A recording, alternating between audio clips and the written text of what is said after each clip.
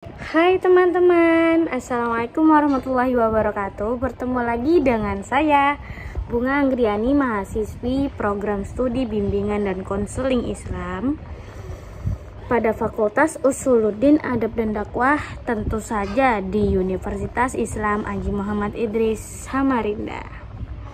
Di video kali ini saya akan menjelaskan materi yang berjudul Perkembangan Kognitif Teori Jean Piaget. Tentu saja tugas ini ditugaskan oleh Bapak Muhammad Hasan Abdillah, SPSI, MPSI. Baik teman-teman, masuk ke biografi Jean Piaget. Jean Piaget lahir pada tahun 1989 di Neuchâtel, Swiss. Ayahnya adalah seorang profesor dengan spesialis ahli sejarah abad pertengahan. Ibunya adalah seorang yang dinamis, intelijen, dan bertakwa. Waktu mudanya, Piaget sangat tertarik pada alam. Ia suka mengamati bunga-bunga, ikan, dan bintang-bintang di alam bebas. Itulah sebabnya ia sangat tertarik pada pelajaran biologi di sekolah. Pada waktu umur 10 tahun, ia sudah menerbitkan karangannya yang pertama tentang burung pipit albino dalam majalah Ilmu Pengetahuan Alam. Perkembangan kognitif menurut Jean Piaget. Jean Piaget lebih menitik beratkan pembahasan pada struktur kognitif. Ia meneliti dan menulis subjek perkembangan kognitif ini dari tahun 1927 sampai tahun 1980, berbeda dengan para ahli-ahli psikologi sebelumnya. Ia menyatakan bahwa cara berpikir anak bukan hanya kurang matang dibandingkan dengan orang dewasa karena kalah pengetahuan, tetapi juga berbeda secara kualitatif. Kemudian menurut Piaget, anak dilahirkan dengan beberapa skemata sensori motor yang memberi kerangka bagi interaksi awal anak dengan lingkungannya. Pengalaman awal si anak akan ditentukan oleh skemata sensori motor ini.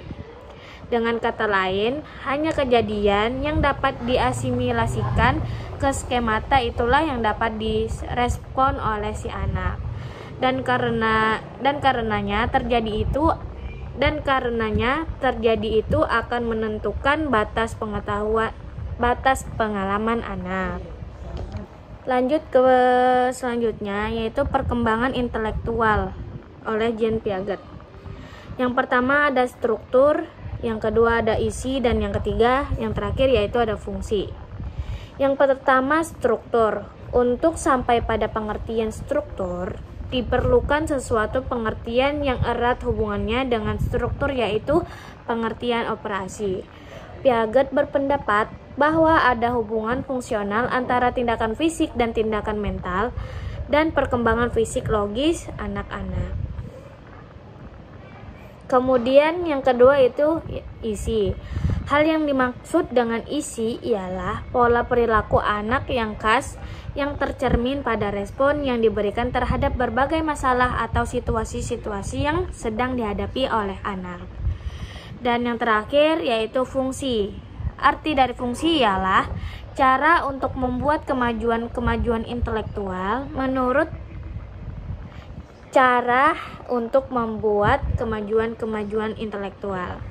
Menurut Piaget, perkembangan intelektual didasarkan pada dua fungsi, yaitu organisme dan adaptasi.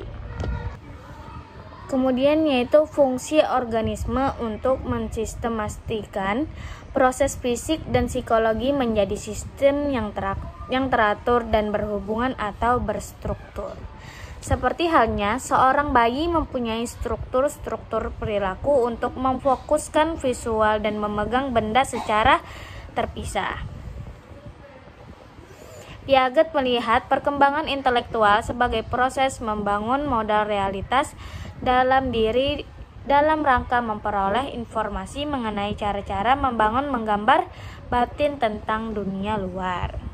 Sebagian besar masa kecil kita dihabiskan untuk aktif mempelajari diri dan dunia luar. Kemudian yaitu tahapan fungsi intelektual. Tahapan itu sendiri terbagi menjadi 4. Tahap pertama, tahap sensori motor, yaitu sepanjang tahap ini mulai dari lahir hingga berusia 2 tahun, bayi belajar tentang diri mereka sendiri dan dunia mereka melalui indera mereka yang sedang berkembang melalui aktivitas motor. Yang kedua, tahapan praoperasional. Pada tingkat ini, anak telah menunjukkan aktivitas kognitif dalam menghadapi berbagai hal di luar dirinya. Aktivitas berpikir belum mempunyai sistem yang terorganisasikan. Dan yang ketiga yaitu tahap operasional konkret, yaitu pada tahap ini anak sudah cukup matang untuk menggunakan pemikiran, logika atau operasi, tetapi hanya untuk objek fisik yang ada saat ini. Dan yang terakhir, yang keempat, tahap operasional formal. Pada umur 12 tahun ke atas, timbul periode operasi baru. Periode ini anak dapat menggunakan operasi-operasi konkretnya untuk membentuk operasi yang lebih kompleks, yaitu yang lebih jelas. Kemudian kita masuk ke tingkat perkembangan intelektual. Tingkat perkembangan intelektual sendiri terbagi menjadi 5. Yang pertama dewasa, yang kedua penalaran moral, yang ketiga pengalaman logika, yang keempat transmisi sosial, dan yang terakhir pengaturan sendiri. Baik, kita masuk ke penjelasan yang pertama yaitu kedewasaan. Perkembangan sistem saraf sentra yaitu otak, koordinasi motorik dan manifestasi fisik lainnya mempengaruhi perkembangan kognitif. Yang kedua penalaran moral, yaitu interaksi dengan lingkungan fisik digunakan anak untuk mengabstrakkan berbagai sifat fisik benda-benda. Yang ketiga pengalaman logika, yaitu pengalaman yang digunakan oleh anak yaitu untuk membangun atau mengkonstrukkan hubungan antara objek-objek. Yang keempat transmisi sosial. Dalam transmisi sosial, pengetahuan itu datang dari orang lain, seperti pengaruh bahasa, instruksi formal, dan membaca. Yaitu begitu pula interaksi dengan teman-teman dan orang dewasa termasuk faktor transmisi. Dan yang terakhir yaitu pengaturan sendiri. Pengaturan sendiri atau ekuilibrasi adalah kemampuan untuk mencapai kembali keseimbangan atau equilibrium selama periode. Baik teman-teman, cukup sekian presentasi dari saya. Jikalau ada yang ingin ditanyakan bisa komen di bawah video setelah ini ya. Wallahu muwaffiq ila aqwamit thoriq. Wassalamualaikum warahmatullahi wabarakatuh. Bye bye.